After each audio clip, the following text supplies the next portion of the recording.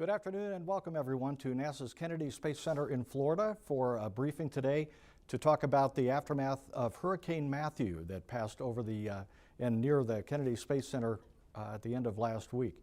We're pleased to be joined today by NASA Kennedy Space Center Director Bob Cabana and the Chief of the Damage Assessment and Recovery Team, Bob Hall. Thank you, Bob. We'll start things off with opening remarks from Bob Cabana. Thanks, Mike. Well, man, it seems like a month since last Thursday. A lot has transpired. There was a lot of anxiety and a lot of hard work to get us to a safe configuration where we opened up for normal operations at 6 o'clock this morning. I just can't say enough good things about both teams. Wayne Key leading my ride-out team, keeping us safe throughout the storm, keeping things operating, keeping an eye on things and preparing us for this storm. And of course, Bob Hall, who led the damage assessment and recovery team that did just a truly outstanding job getting things ready these last 3 days so that we could open up this morning. We were definitely blessed. If you look back, you know, that storm didn't progress to a Category 4. It stayed a Category 3, and then it took that wobble right at the last and went east about 20 to 25 miles. The eye was about 20 to 25 miles from the Cape.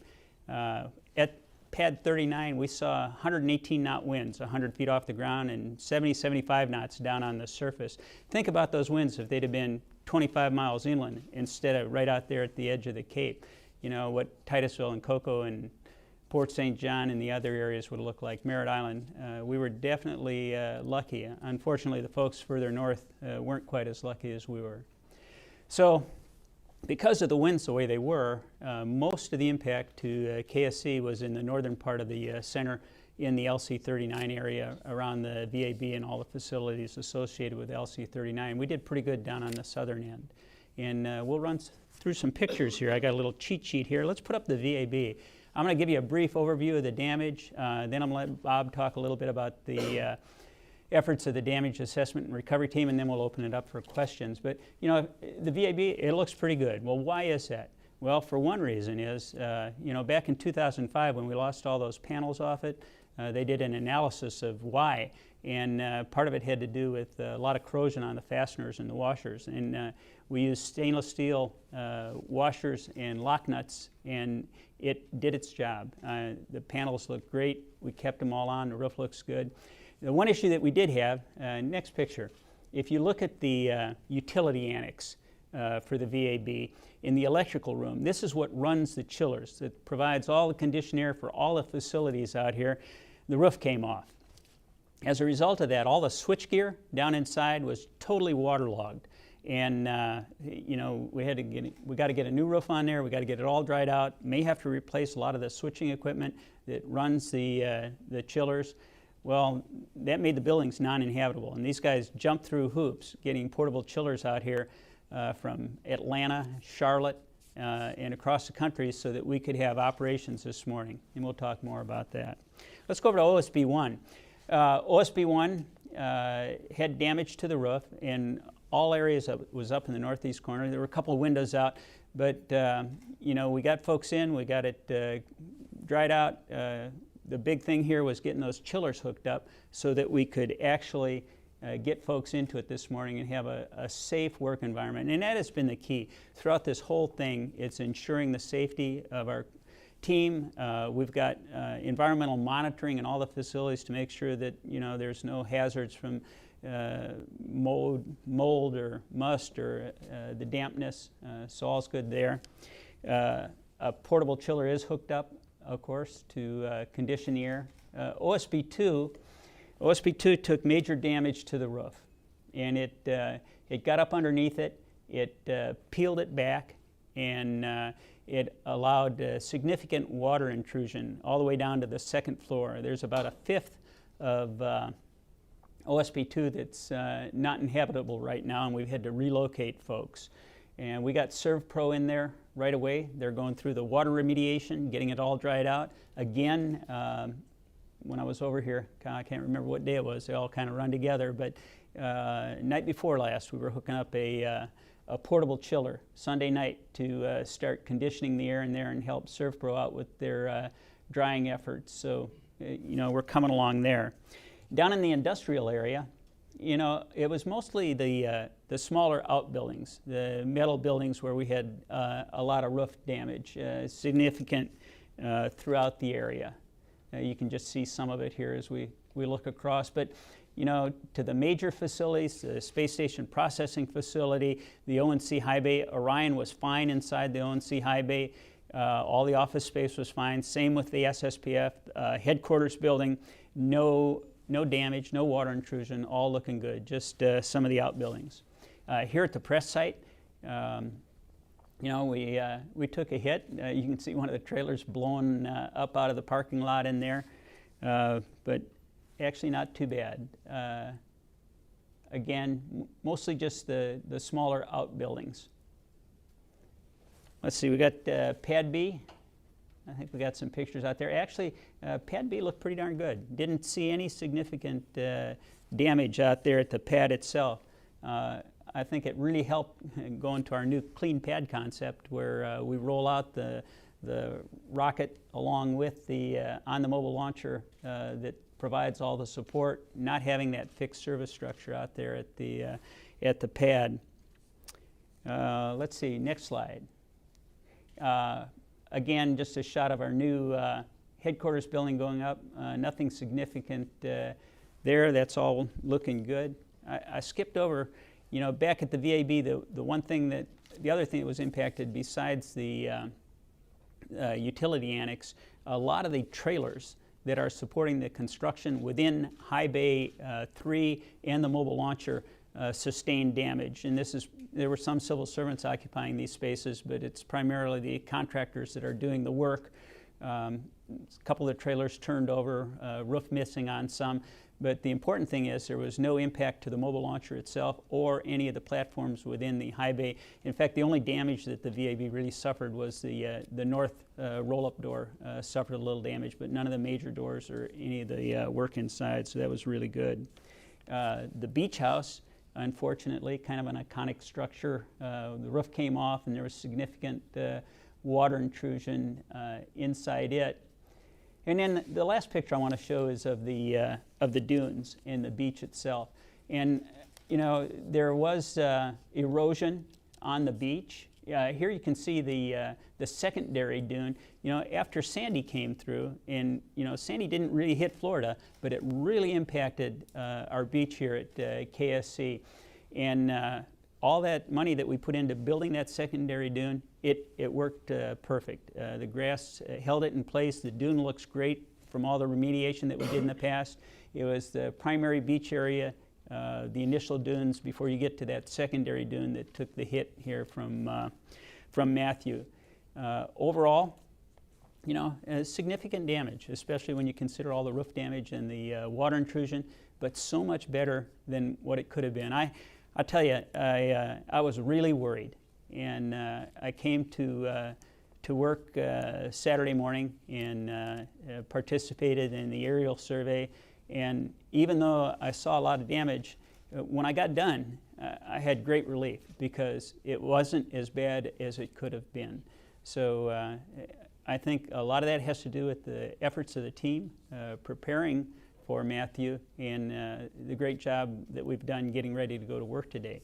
And on that note, I want to turn it over to the guy that led that assessment and recovery effort. And he and his team have just done an outstanding job cleaning up the center, making sure it was safe, getting the facilities ready, especially making sure that the office space out here in the LC39 area was safe to occupy, and that we were able to relocate folks. So, Bob, why don't you tell them a little bit about what you did the last 3 days during this damage assessment and how it all went? Sure, I'd be happy to. And I'm really absolutely very proud of the team that I worked with and the damage assessment and recovery team. We call it DART, so that's why people kind of stumble over it. But the DART team is only called upon when there's been an emergency and we have to come back into the center and we don't know the situation.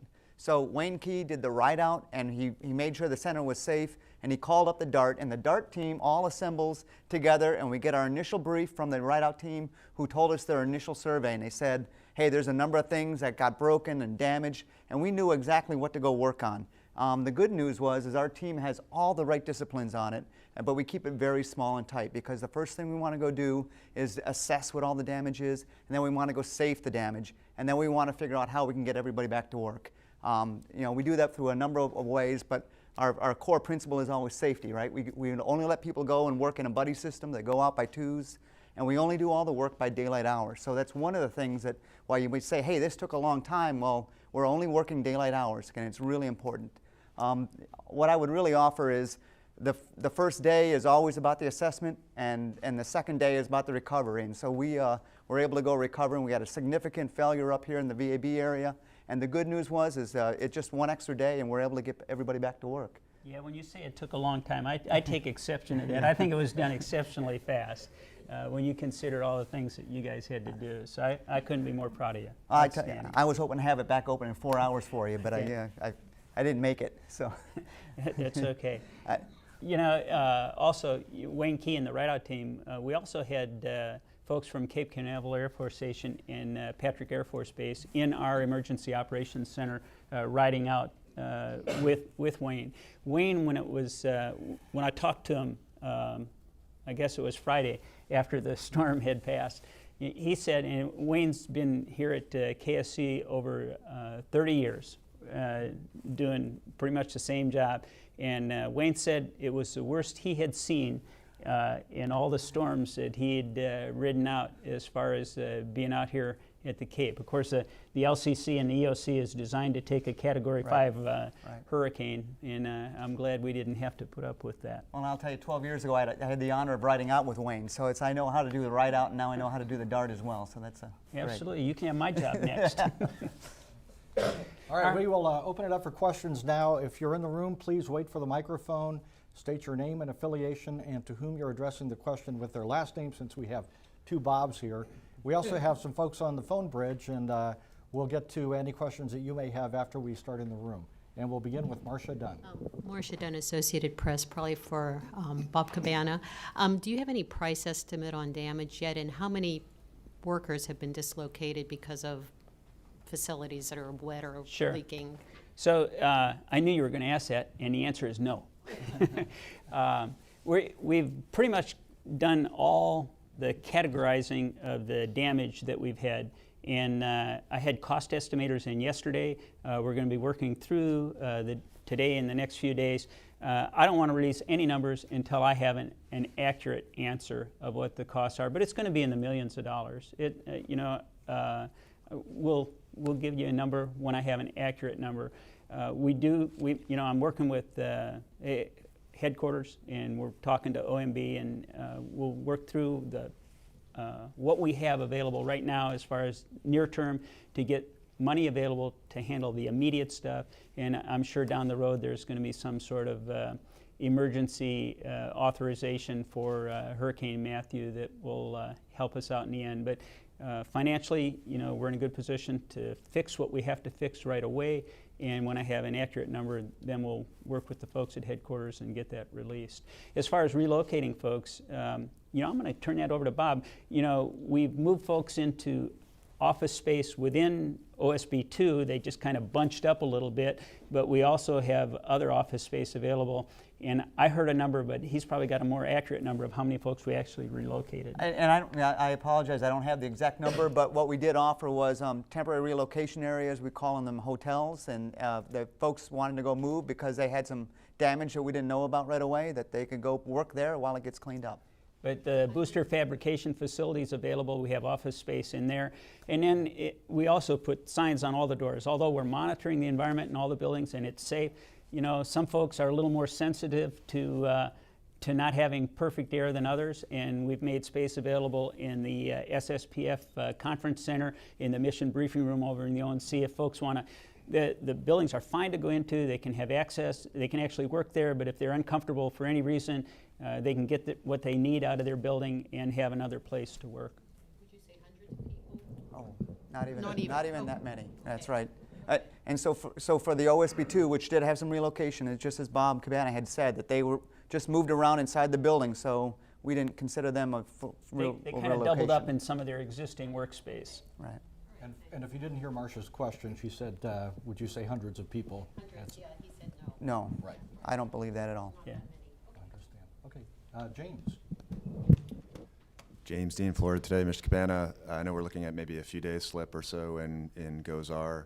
I don't know if you have a new date yet for that, but big picture, just trying to get a feel for if Sure. Is there any impact at all losing a few days and with the damage you see in front of you to missions in general, whether it's any on your plate? Absolutely. So for Gozar, you need to talk to the NOAA folks about that. That's their mission, and they're pretty much the ones that decide and want to release when they launch or don't launch. I mean, anything. Obviously, you said Orion looks good. I mean, is there any project with your GSDO or anything hopefully, on the manifest that would be affected? At this point right now, James, I don't see any. One of the impacts was getting folks back to work on the software for SLS and Orion, and the key to that was getting folks into the launch, into the firing rooms in the LCC. And thanks to Bob's effort, we were ready to get those chillers going so they could actually power up the computers and stuff. So, I mean, we're only talking a couple days that folks were out for the hurricane. Normal work day to day, they're back in there working. I don't know of, at this time, of any significant issues that will impact SLS or Orion as a result of the hurricane. Okay, we'll take a question from Jay Barbary and then go to the phone bridge and then Greg Pallone in the back of the room. Well, I have a two-prong here. For Bob Hall, what were the highest surface winds at KSC and Patrick? And for the Killer Marine Corps fighter pilot, Gozar, will that be your next launch when you get back on schedule? And Falcon 9 going off of 39A. Any idea? Does this slow it down, or we know where we are on that? I'll take the easy one. We measured between 70 and 75 knots right here at the surface. At 500 foot, we had over 118 knots that were measured of wind. What about Patrick? What about Patrick? We all have the same measurements. That's all So in the you're same talking area. about 75 knot 75 surface knots winds. at the surface winds, correct. Okay, good deal. Now, Gozar. So again, on Gozar, I'm not going to comment on when they're going to launch. That's a determination that they have to make. And as far as SpaceX goes, getting the Falcon 9 flying again, you really need to talk to SpaceX, Jay, and how they come on 39A and getting through the safety investigation they're doing. But we're working closely with them. We're following what's going on, and they'll launch when they're ready. Okay, sir, thank you. Okay, let's take a question from Stephen Clark, Spaceflight Now, on the phone bridge, and then we'll go to Greg Pallone in the back of the room. Stephen? Hi, Mike. My question has been asked and answered, so thanks. Okay, how about Irene Klotz from Reuters? Hey, thanks very much. My question, I think, is for Bob Cabana. Do you plan on rebuilding the beach house? Good question, Irene. Always nice talking to you. And that's a decision we have yet to make. We'll see what it costs and what it's worth. It's of course, an iconic structure. It's been around for a long time. It's been a place where astronauts have found relaxation time prior to many launches, and it's a really, really nice conference facility. So we'll have to see what the costs are and how it all works out. So I'm not ready to give you a definite answer on that yet.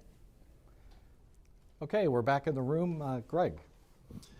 Not to downplay the people or anything, but any estimate on wildlife? And how about the eagle's nest? How'd the eagle's nest fare through this? So the eagle's... If that's been asked, Bob, I apologize. No, the eagle's nest survived. And actually, I don't have any estimate on wildlife. Wildlife are pretty darn capable of burrowing under and staying safe. And I think they did well. But I was really impressed to see that eagle's nest was still up there in the tree.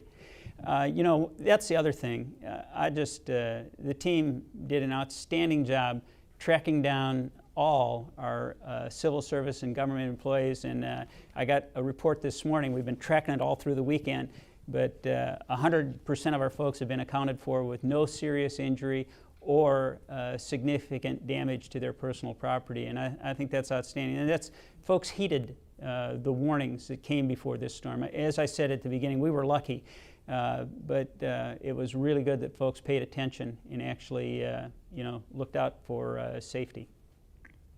Marcia? Yeah, I have 2 more questions. The OSB 2 building's sort of new. Were you surprised that it took such roof damage? Well, Cat 3 hurricane, we're going to figure out how to make that roof better as we fix it this time.